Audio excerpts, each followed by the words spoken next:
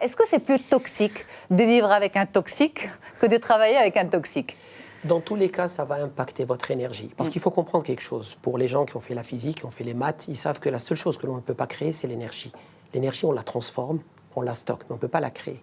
Donc nous avons une réserve d'énergie. On mange, on s'alimente, ça nous donne une énergie physique.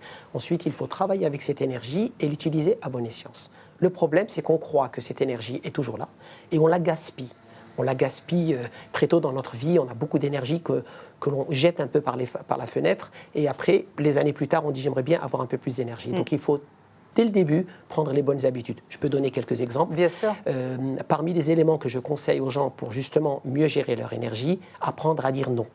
On veut dire oui à tout le monde, on veut faire tellement plaisir aux autres. On est dans une société qui cherche juste à faire plaisir. Et ça, c'est une question qui est reliée au fait qu'on n'a pas confiance en nous, parce qu'on est convaincu qu'en étant gentil, entre guillemets, avec les autres peuvent être gentils avec nous. Donc, qu'est-ce qu'on fait? On passe notre temps à promettre et on veut tout faire. Donc, en voulant tout faire, on finit par ne rien faire. La deuxième des choses qui pompe beaucoup d'énergie, c'est qu'on veut faire plusieurs choses à la fois. Nous ne sommes pas comme le logiciel Windows, nous ne sommes pas des gens multitâches, il faut le reconnaître. Je ne peux pas être en train de parler au téléphone, lire une lettre, regarder quelqu'un, ouvrir la porte, penser à quelque chose, lire un email, on ne peut pas. Et ça, ce sont des choses qui pompent l'énergie. Il faut apprendre et il faut enseigner aux gens à faire une seule chose à la fois.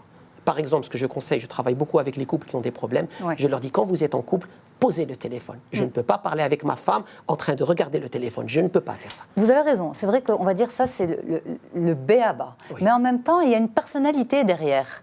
Pour peu que vous soyez marié à l'un de ces 4 profils toxiques, pour que ce profil toxique ne peut pas facilement répondre à vos conseils à vous. Mais c'est de bonnes habitudes à prendre. Quand on vit en couple, on apprend à faire des concessions, on apprend à faire des compromis pour que le couple puisse s'inscrire dans la durée. Si moi, chaque fois que je parle avec ma femme, elle a le téléphone entre les mains, elle me dit c'est bon, je t'écoute, au bout d'un moment, je vais arrêter de communiquer avec elle. Bien sûr. Parce qu'une communication se fait in visu, je dois te voir dans les yeux. Quand je t'appelle au téléphone, c'est une chose, et quand je te vois, c'est une autre. Donc, on apprend à poser le téléphone, on apprend à faire une seule chose à la fois. Si on est en train de voir la télé, on ne voit que la télé. Si on est en train de parler au téléphone, on ne parle qu'au téléphone. Si on est en train d'écrire une lettre, on n'écrit qu'une lettre. Donc ça, c'est parmi les choses. L'autre chose aussi... Pardon. Si vous avez un conjoint, par exemple, qui ramène constamment les problèmes du bureau à la maison, il fait partie de ces personnalités plaintives.